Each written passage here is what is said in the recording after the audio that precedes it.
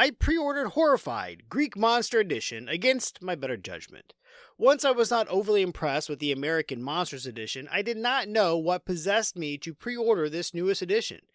Anyway, I did, from Target. It was scheduled for delivery on October 9th. Oddly, I received a notification from Target that it was out for delivery on September 29th. When I clicked for more details, the UPS website said it was out for delivery, scheduled to arrive on 10/9. This meant that it was going to be riding around on the UPS truck for 10 days. Well, it showed up on that Friday, September 29th, and I played it September 30th. As I said in my Horrified episode, I was stoked for this edition. I was hoping that with all the rich lore that Greek mythology offered, this edition would be ripe with theme. In the Greek Monsters edition, Pandora's box has been opened and 6 mythological monsters have escaped. You and your team are trying to track down 2 to 4 monsters per game and trap them. Let's see if the Greek Monsters edition was worth the impulse purchase.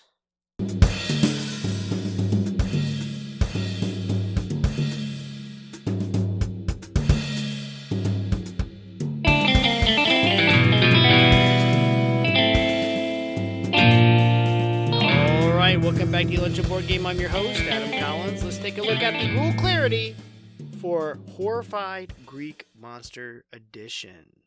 The rulebook for Horrified Greek Monsters Edition is clear and easily understood, as expected. It is the same basic rules with some minor changes of the base game. The back 2 sheets have the rules for each of the monsters, and the front sheets have the rules for the rest of the game. Time to explain to newcomers. If you are coming from Horrified, it will take about, 5 minutes. You just have to read about the new layer tokens and the layer action. But if this is your first experience with this game system, then it will take you about 20 minutes. Gameplay. The tagline on the box reads, "All Hades breaks loose." And boy, do I agree. To set up, place the game board in the middle, shuffle the 4 layer tokens, and place 1 at each location noted on the board, face down. For the first game, this son and I played against the Basilisk and Cerberus as the rules recommended. We got through them fairly easy. Now, part of this was we misplayed a card and made it way overpowered. I took it to work, and my coworker and I played against 2 other monsters, and we won again, but this time, barely so. As with the original game, the rules state that 2 monsters are in a novice game, 3 in a standard game, and 4 in a challenging game. For the Greek edition, the low complexity monsters are Siren and Cerberus, medium are Chimera and Basilisk, and high are Medusa and Minotaur. So mix and match as you see fit. Like all other versions of Horrified, each monster has its own objective that must be accomplished to defeat it. Only this time, some require you to lure them to certain locations or solve puzzles. The Siren. To defeat her, you must match her tones. To do this, you must confront her, discard a blue tile, and then play a game of memory on her board. Flip 2 tiles to see if they match. Once all 4 sets are matched, you can defeat her by confronting and discarding 6 points worth of green tiles. Yeah, that's the low complexity of this game. Cerberus. To defeat the guard dog of the underworld, you must first locate the door to the underworld. There are 4 layer tokens that are placed on the board during setup. One of these is the door you're looking for. Once found, you must then unlock the door by rolling a dice to match the glyphs. Again, remember, this is still low complexity. Chimera. Like in mythology, you must put all 3 heads to sleep. Like the Cerberus, you must first find the layer. Then discard the matching tokens of color and value to put the heads to sleep. Super easy, right? This is only medium complexity. Basilisk. This monster can only be defeated by piercing its scale with a blessed item. To get your item token blessed, you have to get to the 4 temples, Zeus, Hades, Nyx, Athena, and place 1 token of each color on the appropriate temple. Come on, challenge me already, right? Remember, we're still only in the medium complexity. All right, let's look at the hard ones. Medusa, she has a lair that first must be found, and she has to be lured there. At the start of the game, not only do you set out the lair tokens for Medusa, you must place a mirror token in 4 specific locations. Then lure her to those locations by discarding orange tokens and moving her figurine the corresponding number of spaces. That is how you then end up luring her to her own lair. Finally, a challenge! Good grief. Minotaur. All you have to do is build his labyrinth. That's it. But you have to find it, as it is you guessed it, a layer token. Then, while you're there, you must build the labyrinth to trap him. This consists of tiles that must be flipped or swapped. Oh my goodness. Remember that, though, is the high complexity. Now, each monster has a power that is very disruptive and damaging to the players as they try to stop them. Place the monster board for each monster in play off to the side of the main board and follow the specific rules for each one. Place the frenzy marker on the monster with the lowest frenzy number. That's the one inside the flame. Set the terror marker on the 0 of the track at the top of the board. Place the 10 legends and 3 dice close by. Shuffle and distribute a random hero badge to each player. Take the matching hero standee and place it in their starting location. Lastly, draw 12 random items from the item bag and place them around the board at the location listed on them. The Greek edition uses the same gameplay as the original and the American Monsters edition. It plays in the same 2 phases per turn. The hero phase and the monster phase. The hero phase is simple. Take as many actions as your hero badge allows, which will be 3 to 5. Actions are move, guide, 1 location, pick up all the items from a region, share items with other heroes in your location, use the advance action, or defeat a monster. Simply put, you're moving, picking up, and sharing items or trying to achieve the end game. Phase 2, the monster phase. Flip the top monster card.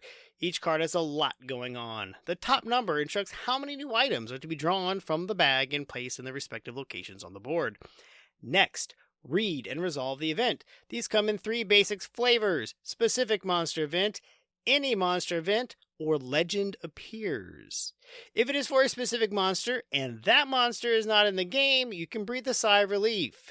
If that monster is in the game, do not breathe that sigh of relief, as you now need to resolve the event. If it's a basic monster action, it isn't so bad, but it's still bad. It just typically moves the monsters around the board. Lastly, if it's a legends appear, dig through the standees and find the specified legend. The card dictates where they appear. The standee dictates where they're trying to go. It is now up to you and your team to try and escort that legend to where they want to go. If they get attacked, the terror meter goes up and that legend is removed from the game. Which brings us to the last portion of the card's anatomy, the monster strike section. From left to right, resolve a monster strike, consisting of moving the shown monster the number of spaces, then rolling the number of dice listed if they landed on a spot with a hero or a legend. Monsters always move toward the closest person, legend or hero, with ties going to the hero. A monster will always stop when entering a space with a legend or hero. When rolling the dice, there's a 33% chance per die that nothing will happen. These are the blank sides. However, if anything other than a blank side appears, bad stuff happens. If a starburst appears, this is an attack. Any legend left alone will immediately be attacked. Remove the pawn from the board and advance the hero token 1 space. If a hero is attacked, the player may discard any item in possession to negate 1 attack, or 2 for 2 attacks, or even 3 if you are really unlucky like I am. If a player cannot or chooses not to, they are immediately removed from the board. The terror marker advances, and the start of that player's next turn, the pawn is placed in the hospital spot of the board. This is to avoid one player getting attacked more than once before being able to move.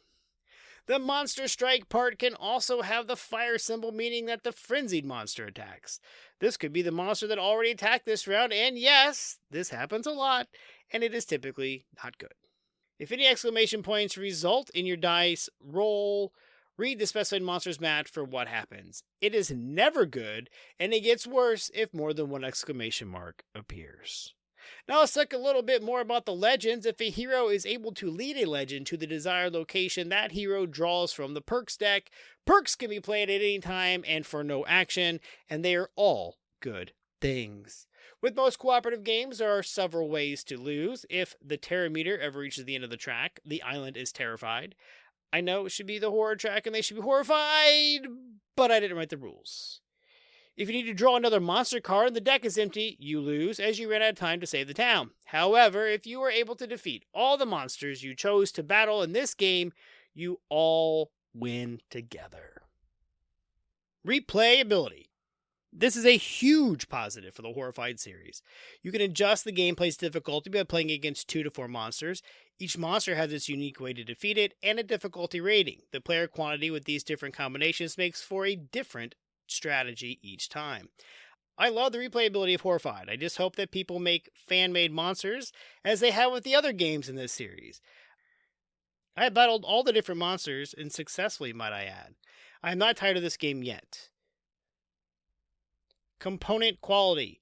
Being a Ravensburger game, my expectations for this game's production quality was high, and it met those expectations easily. The monster miniatures are highly detailed resin models. All the chits and punch-outs are nice, thick chipboards. The 2 areas of concern are the cards being kind of thin and the monster mats themselves. The cards are very cheap and beg to be sleeved. The monster mats have some notches on the edge to look more like a temple, but they're just going to rip off or get bent. So sleeve the cards and the rest will survive a lot of playtime, which it will see. Also, the draw bag is a nice new touch with a little Velcro thing on top. Lunchtime potential. As I already said earlier, and in the original podcast episode, Horrified Greek Monsters Edition can be played in a lunch hour, but you might want to send out the rules or a how-to video earlier to speed up the teaching. Otherwise, you might want to take a day to teach and run a few turns before playing with some new people the next day. If you have new people, you might want to take a day to just teach and run a few turns before playing the full game on a subsequent day. It can fit in a lunch hour, but depending on player count and monsters involved, playtime can vary. Artwork. Unlike the original, the artist receives credit for the artwork. Victor Meristain knocked it out of the Parthenon with his rendition of the legends, monsters, heroes, and the island of Elysium. The board is fantastic. The backs of the decks of cards are thematic as well. They almost look as if they came straight from the Disney animated Hercules movie. Expansions. As I mentioned before, there are no expansions, but other versions of this game. I am eager to see what the Geek Collective has in store for this game. What new monsters will they create? Cyclops, Griffin, Echidna, perhaps a Kraken. Bang for the buck! I picked up my copy from Target for $39.99. The son and I have already played it twice. We've already battled 4 of the 6 monsters. I battled the 2 remaining at work. Minimally, you'll get to play 3 times to face each monster if you play 2 at a time. Of course, you can play with more monsters and risk certain failure. That is up to you. So far as I'm concerned, $40 well spent. Summary. Horrified Greek Monsters Edition is great. The theme is felt throughout as I was hoping and expecting. This version is a return to form of the original. The lore, the characters, the artwork all come together to make a very entertaining gameplay experience. If you already have the original Horrified, this is still worth it. If you don't have any version, this one is well worth picking up. Cooperation planning is key. The randomness of the monsters activating may lay ruin to all your careful planning. The Greek Monsters Edition stands proudly on Board Game Geek with a 7.8 rating with just over 300 ratings. That mirrors the 7.7 rating with 15,000 ratings of the original and on par with the 7.5 and 2,400 ratings of the American Monsters. Horrified Greek Monsters is a great addition to the series, and with a few fan-made monsters, it might even surpass the original. There, I said it. It has taken what the original set out and expanded on it. Now, I am sorry that it took me so long to get this written, recorded, and out to you. But as you might or might not know, there is a new version that just came out, World of Monsters, and it might have been pre-ordered and delivered to my doorstep. You can reach out to me via the website, eatlunchandboardgame.com, or you can always email me at eatlunchandboardgame@gmail.com. Give us those game recommendations, let us know how we're doing, and we'll try to give you a shout out in a future episode. And as always, remember, board games build bridges.